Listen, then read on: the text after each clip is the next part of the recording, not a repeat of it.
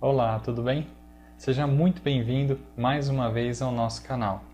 E hoje eu trago dicas de como utilizar corretamente a micropipeta. Bom, então vamos fazer a injeção no modo direto. Eu vou conectar a ponteira com a mão mesmo, porque eu estou sem o suporte, um rack, onde as ponteiras ficam. Eu vou fazer uma leve pressão e girando um pouquinho a micropipeta. Então é como se a ponteira estivesse fixa e ela estaria num rack, e aí com isso eu poderia girar e dessa forma seria bem conectado. Depois que eu fiz essa conexão, eu vou verificar então o volume que eu quero obter. Aqui então eu coloquei 1000 microlitros, ou seja, 1 mililitro. E é isso que eu quero obter.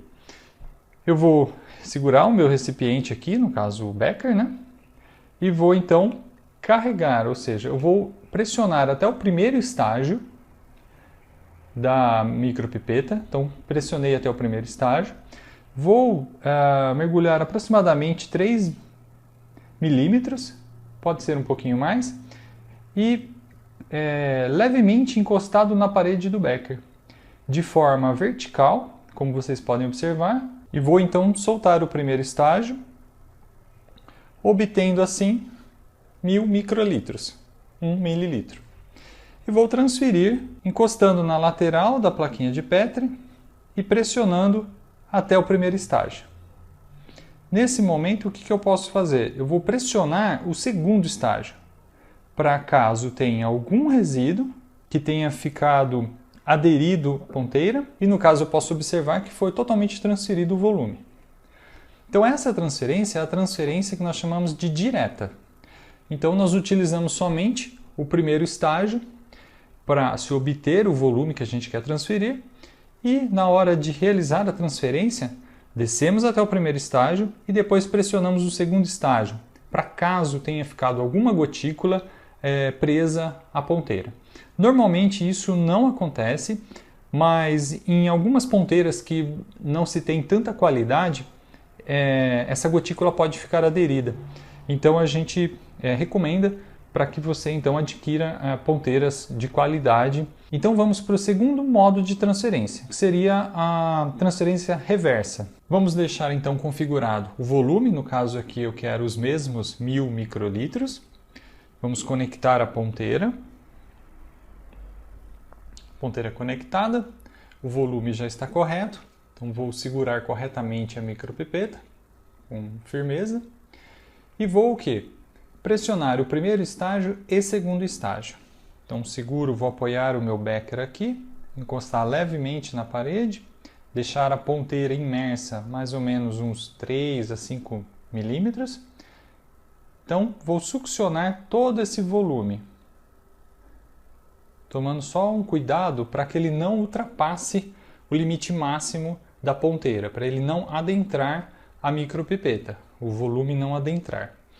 Perfeito. Então agora o que eu vou fazer? Eu vou simplesmente pressionar somente o primeiro estágio. Vou tomar cuidado aqui também para que a ponteira entre em contato com a lateral da minha plaquinha de Petri e vou iniciar então pressionando somente o primeiro estágio. Pronto, parei no primeiro estágio. Vou tirar a ponteira. Sobrou um volume residual. No entanto, o volume que foi adicionado à plaquinha de Petri foi de exatamente 1000 microlitros.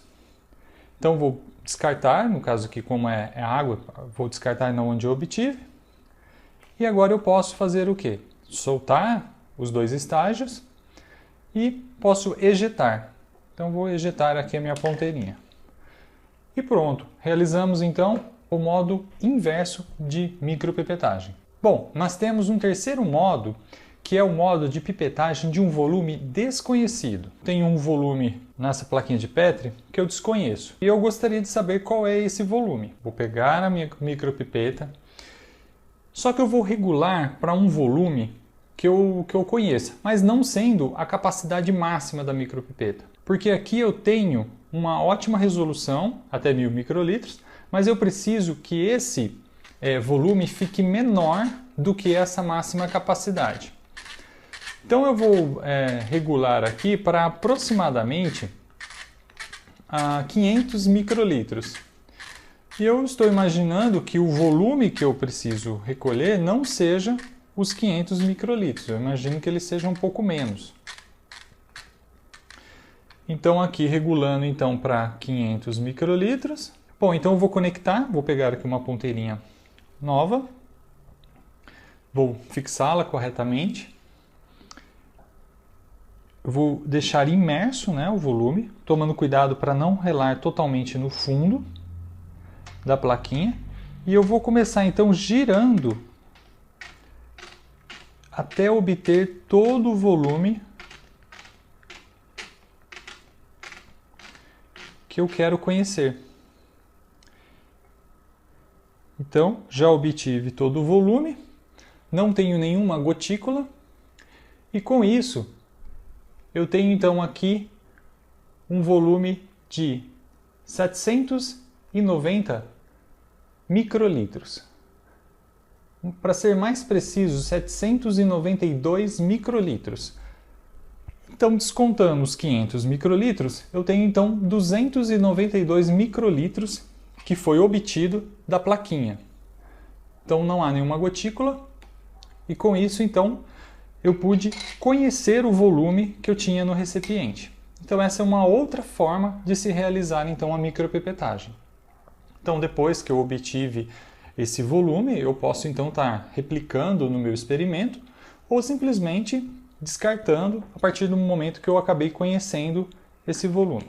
Bom, então agora eu vou ejetar essa ponteira